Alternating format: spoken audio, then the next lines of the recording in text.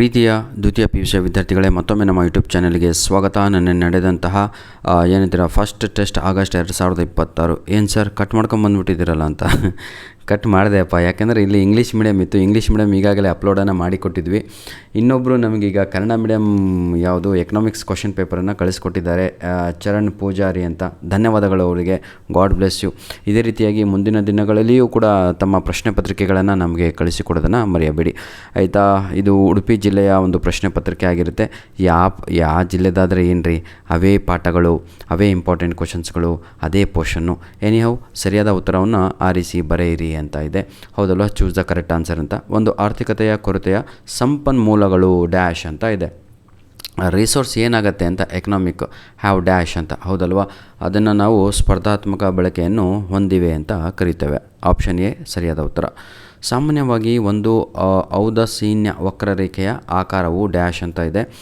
ಮೂಲಕ್ಕೆ ಪಿನ ಏನಿದು ಮಧ್ಯವಾಗಿರುತ್ತದೆ ಅಂತ ಬರಿಬೇಕು. ಕಾನ್ವೆಕ್ಸ್ ದಿ ಒರಿಜಿನ್ ಅಂತ ಕರಿತೀರ ಇಂಗ್ಲೀಷಲ್ಲಿ, ಆಯಿತಾ. ಎರಡೂ ಕೂಡ ಆಪ್ಷನ್ ಎನೇ ಇಲ್ಲಿ ಸರಿಯಾದ ಉತ್ತರಗಳು ಆಗಿರ್ತವೆ ಮಕ್ಕಳೇ. ಖಾಲಿ ಸ್ಥಳವನ್ನು ಭರ್ತಿ ಮಾಡಿ ಅಂತ ಇದೆ. Fill in the blanks. ವಾಸ್ತವವಾಗಿ ಎಲ್ಲ ಆರ್ಥಿಕತೆಗಳು ಡ್ಯಾಶ್ ಆರ್ಥಿಕತೆಗಳಾಗಿವೆ ಅಂತ ಇದೆ. ಇದೆಲ್ಲರಿಗೂ ಕೂಡ ಗೊತ್ತೇ ಇರುವಂಥದ್ದು. ಇದಕ್ಕೆ ಸರಿಯಾದ ಉತ್ತರ ಬಂದು ಮಿಶ್ರ ಅಂದರೆ ಮಿಕ್ಸ್ಡ್ ಅಂತ, ಆಯಿತಾ. ಕ್ವಶನ್ ನಂಬರ್ 4 ಕಣ್ರಿ. ಸರಕೊಂದರ ಬೇಡಿಕೆಯು ಅದರ ಬೆಲೆಯೊಂದಿಗೆ ಡ್ಯಾಶ್ ದಿಕ್ಕಿನಲ್ಲಿ ಚಲಿಸುತ್ತದೆ ಅಂತ ಇದೆ. ಇದನ್ನು ನಾವು ವಿರುದ್ಧ ದಿಕ್ಕಿನಲ್ಲಿ ಅಂತ ಬರಿಬೇಕು. ವಿರುದ್ಧ ಅಂದರೆ ಇಂಗ್ಲೀಷಲ್ಲಿ ಆಪೋಸಿಟ್ ಅಂತ. ಹೊಂದಿಸಿ ಬರೆಯಿರಿ ಅಂತ ಇದೆ ಮಕ್ಕಳೇ. ನೋಡಿ, ವಾಸ್ತವಿಕ ಅರ್ಥಶಾಸ್ತ್ರ ಅಂತ ಇದೆ. ಇದಕ್ಕೆ ಸರಿಯಾದ ಉತ್ತರ ಕಾರ್ಯತಂತ್ರಗಳ ಕಾರ್ಯನಿರ್ವಹಣೆ ಅನ್ನುವಂಥದ್ದು ಸರಿಯಾದ ಉತ್ತರ ಆಗಿರುತ್ತೆ. ವಾಸ್ತವಿಕ ಅರ್ಥಶಾಸ್ತ್ರ ಅಂದರೆ ಪಾಸಿಟಿವ್ ಎಕನಾಮಿಕ್ಸ್ ಅಂತ, ಆಯಿತಾ. ಅದನ್ನು ನಾವು ಫಂಕ್ಷನಿಂಗ್ ಮೆಕ್ಯಾನಿಸಮ್ ಅಂತ ಕರಿತೇವೆ. ಡಿಮ್ಯಾಂಡ್ ಕರ್ವ್ ಅಂದ್ರೇ ಬೇಡಿಕೆ ರೇಖೆ ಅಂತ. ಬೇಡಿಕೆ ರೇಖೆ ಅಂದರೆ ಇಲ್ಲಿ ಈಗ ನಮಗೆ ಸರಿಯಾದ ಉತ್ತರ ಬಂದು ಕೆಳಮುಖ ಇಳಿಜಾರು ಅನ್ನುವಂಥದ್ದು ಬರುತ್ತೆ. ಎಲ್ಲ ಕ್ವಶನ್ ಪೇಪರಲ್ಲೂ ಈ ಕ್ವಶನ್ ಇದೆ ಕಣ್ರಿ. ಈ SMC ಕೂಡ, ಆಯಿತಾ, ಇಂಪಾರ್ಟೆಂಟು. ಇದಕ್ಕೆ ನಾವು ಡೆಲ್ಟಾ TC/ಡೆಲ್ಟಾ Q ಅಂತ ಕರಿತೇವೆ, ಆಯಿತಾ ಮಕ್ಕಳೇ. ಬನ್ನಿ, ಈಗ ಈ TC ಇದೆ ಅಲ್ವಾ, ಮತ್ತು ವೇಷನ್ ಕಬಡ್ಡಿ, ಇದು ಕೂಡ ಬಹಳ ಇಂಪಾರ್ಟೆಂಟ್ ಆಗಿರುವಂಥದ್ದು. ಬನ್ನಿ, ಈಗ ನಾವು ಒಂದು ಅಂಕದ ಪ್ರಶ್ನೆಗಳನ್ನು ನೋಡೋಣ. ಕೆಳಗಿನ ಪ್ರಶ್ನೆಗಳಿಗೆ ಒಂದು ವಾಕ್ಯ ಪದಗಳಲ್ಲಿ ಉತ್ತರಿಸಿ. ಮತ್ತೊಮ್ಮೆ ಈ ಒಂದು ಕ್ವಶನ್ ಪೇಪರನ್ನು ನಮಗೆ ಕಳಿಸಿಕೊಟ್ಟಂಥ ಚರಣ್ ಪೂಜಾರಿ ಅವರಿಗೆ ಧನ್ಯವಾದಗಳು. ಇವರು ನಮಗೆ ಕನ್ನಡ ಮೀಡಿಯಮ್, ಇಂಗ್ಲೀಷ್ ಮೀಡಿಯಮ್ ಎಲ್ಲ ಕಳಿಸಿಕೊಟ್ಟಿದ್ದಾರೆ, ಆಯಿತಾ.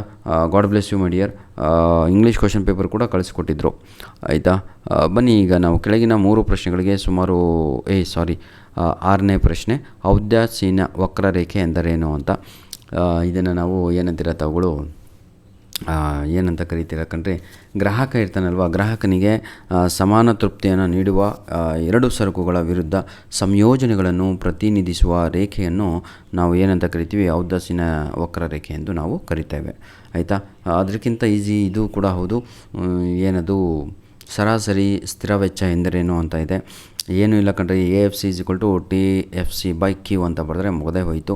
ಇದನ್ನು ವಿವರಣೆಯ ಮುಖಾಂತರ ಒಟ್ಟು ಸ್ಥಿರ ವೆಚ್ಚವನ್ನು ಉತ್ಪಾದನೆಯ ಒಟ್ಟು ಪ್ರಮಾಣದಿಂದ ಭಾಗಿಸಿದಾಗ ಸಿಗುವ ವೆಚ್ಚವೇ ಸರಾಸರಿ ವೆಚ್ಚ ಎಂದು ಕರಿತೇವೆ. ಏನು, ಒಟ್ಟು ಸ್ಥಿರ ವೆಚ್ಚವನ್ನು, ಆಯಿತಾ, ಒಟ್ಟು ಟೋಟಲ್ ಆಗಿ ಇರುವಂಥದ್ದು. ಇದನ್ನು ನೀವು ಇಂಗ್ಲೀಷಲ್ಲಿ ಕೇಳಬೇಕಾಗಿದ್ರೆ ಟೋಟಲ್ ಫಿಕ್ಸ್ಡ್ ಕಾಸ್ಟ್ ಅಂತ ಕರಿತೀವಿ, ಆಯಿತಾ.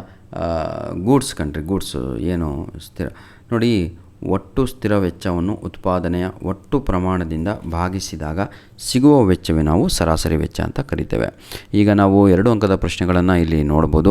ಒಂದು ಆರ್ಥಿಕತೆಯ ಕೇಂದ್ರೀಯ ಸಮಸ್ಯೆಗಳನ್ನು ತಿಳಿಸಿ ಅಂತ ಇದೆ. ಒಂದು ಯಾವುದಾದ್ರೂ ಇದರಷ್ಟು ಈಸಿ ಯಾವುದೂ ಅಲ್ಲ ಕಂಡ್ರೆ, ಎಲ್ಲ ಕ್ವಶನ್ ಪೇಪರಲ್ಲೂ ಇದೆ. ಮೆನ್ಷನ್ ದಿ ಸೆಂಟ್ರಲ್ ಪ್ರಾಬ್ಲಮ್ಸ್ ಅಂತ ಕೇಳ್ತಾನೆ ಎಕನಾಮಿ ಇದು. What to produce, how to produce, to whom, for whom to produce ಅಂತ. ಇದನ್ನೇ ಕನ್ನಡದಲ್ಲಿ ಏನನ್ನು ಉತ್ಪಾದಿಸಬೇಕು, ಹೇಗೆ ಉತ್ಪಾದಿಸಬೇಕು, ಯಾರಿಗಾಗಿ ಉತ್ಪಾದಿಸಬೇಕು, ಈ 3 ಉತ್ತರಗಳನ್ನು ತಾವುಗಳು ಕ್ವಶನ್ ನಂಬರ್ 8ಕ್ಕೆ ಬರೀಬೇಕಾಗತ್ತೆ. ಅರ್ಥ ಆಗುತ್ತಾ ಮಕ್ಕಳೇ? ಎಷ್ಟು ಈಸಿ ಇದೆ ಅಲ್ವಾ. ಕೆಳ ದರ್ಜೆ ಸರಕುಗಳೆಂದರೇನು, ಉದಾಹರಣೆ ಕೊಡಿ ಅಂತ ಇದೆ. ರಾಗಿ, ಜೋಳ, ಎಕ್ಸೆಟ್ರಾ. ಸಾಕು, ಉದಾಹರಣೆ 2 ಕೊಟ್ಟರೆ ಸಾಕು. ಕೆಳ ದರ್ಜೆ ಸರಕುಗಳು ಅಂದರೆ ಏನು ಅಂತ ಹೇಳಿದರೆ, ಗ್ರಾಹಕನ ಆದಾಯ ಹೆಚ್ಚಾದಾಗ ಏನಾಗುತ್ತೆ ಅಂದರೆ, ಯಾವ ಸರಕುಗಳ ಬೇಡಿಕೆ ಕಡಿಮೆಯಾಗಿದೆಯೋ ಅಥವಾ ಮತ್ತು ಆದಾಯ ಕಡಿಮೆ ಆದಾಗ, ಇನ್ಕಮ್ ಕಡಿಮೆ ಆದಾಗ ಬೇಡಿಕೆ ಹೆಚ್ಚಾಗುತ್ತದೆ, ಅವುಗಳನ್ನು ನಾವು ಕೆಳ ದರ್ಜೆ ಸರಕುಗಳು ಅಂತ ನಾವು ಕರಿತೇವೆ. ಧನ್ಯವಾದಗಳು. ಮುಂದಿಂದೆಲ್ಲ ನೀವು ನೋಡ್ಕೊತೀರ ಅಂದ್ಕೊಂಡಿದ್ದೀನಿ. ನಿಮ್ಮ ಅಮೂಲ್ಯವಾದ ಸಮಯವನ್ನು ನಾನು ವೇಸ್ಟ್ ಮಾಡಬಾರ್ದು ಅಂತ, ಯಾಕಂದರೆ ಇವತ್ತೇ ಎಷ್ಟೋ ಜನ ಎಕನಾಮಿಕ್ಸ್ ಬರೆಯೋರು ಕೂಡ ಇರ್ತೀರ. ಧನ್ಯವಾದಗಳು ವಿದ್ಯಾರ್ಥಿಗಳೇ. 90% ಇವೆಲ್ಲ ಕ್ವಶನ್ಸ್ಗಳು ನಿಮ್ಮ ಎಕ್ಸಾಮಲ್ಲಿ ಇರುತ್ತೆ. ಇದು ನನ್ನ 3ನೆಯ ಪ್ರಶ್ನೆ ಪತ್ರಿಕೆ. ಈ 3 ಕ್ವಶನ್ ಪೇಪರ್ಸ್ಗಳು ಸಾಕು sir. You will get 40 out of 40 sure. Same ಕ್ವಶನ್ಸೇ ಇರ್ತವೆ, ಸ್ವಲ್ಪ ನಂಬರ್ ಚೇಂಜ್ ಮಾಡಿಕೊಡ್ತಾರೆ ಸರ್, ಮತ್ತು ಏನೂ ಇಲ್ಲ ಆಯಿತಾ. ಪಾರ್ಟ್ ಇನಲ್ಲೂ ಕೂಡ ಅಷ್ಟೇ ತಾವುಗಳು 5 ಅಂಕದ ಪ್ರಶ್ನೆಗಳನ್ನು ನೋಡ್ಬೋದು. ಇದನ್ನು ನಾವು ಕಾರ್ಯಭಾರ ಹಾಗೂ ನಿಯೋಜನೆ ಅಂತ ಹೇಳಿದರೆ ಪ್ರಾಜೆಕ್ಟ್ ಹಾಗೂ ಅಸೈನ್ಮೆಂಟ್ ಓರಿಯೆಂಟೆಡ್ ಕ್ವಶನ್ಸ್ ಅಂತ ನಾವು ಕರಿತೇವೆ. ಧನ್ಯವಾದಗಳು. All the best my children. God bless you all. Please don't forget to send your question papers to our mail ID.